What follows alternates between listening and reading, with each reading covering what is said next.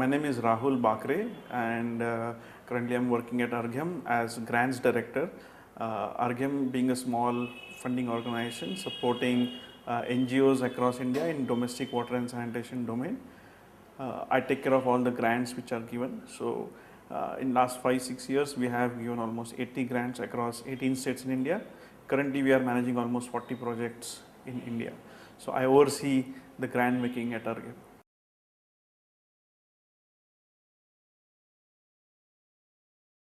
See, the urban areas, the issues, I would also like to a little bit dwell on root causes of it. The root cause is basically massive urbanization since the economic liberalization happened. So the liberalization ideally was supposed to spread the wealth to the rural parts as well, but it didn't happen. Rather, it started strengthening the urban centers, and hence for the sake of opportunity and for the higher well-being of individuals, people started moving from rural India to the urban India.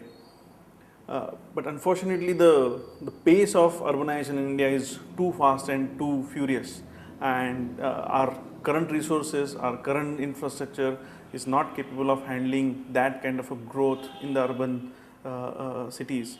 And that's where all the issues start. The issues come from traffic, they come from infrastructure, they come from water, sanitation, pollution, they come from a lot of unemployment, a lot of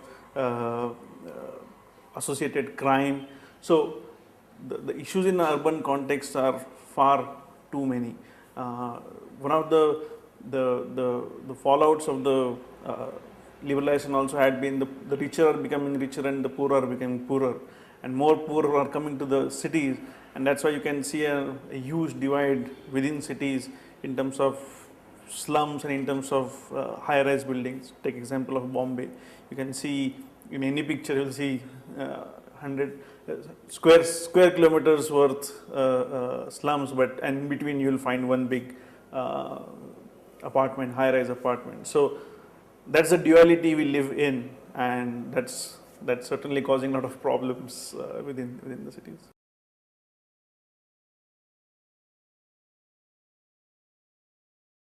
Yesterday's problem we tried to solve with yesterday's technologies, with yesterday's people, but the youth certainly comes up with a lot of enthusiasm, lot of energy, and lot of out of the box thinking, and probably we have to utilize that to solve these problems which are of enormous nature. So we have to make sure that we use the youth who is in the colleges, who is working in the domain, and build on their creative energies.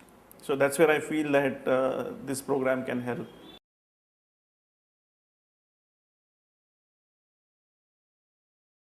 The mentors would be of different varied types based on their skill set, their background, and their experiences.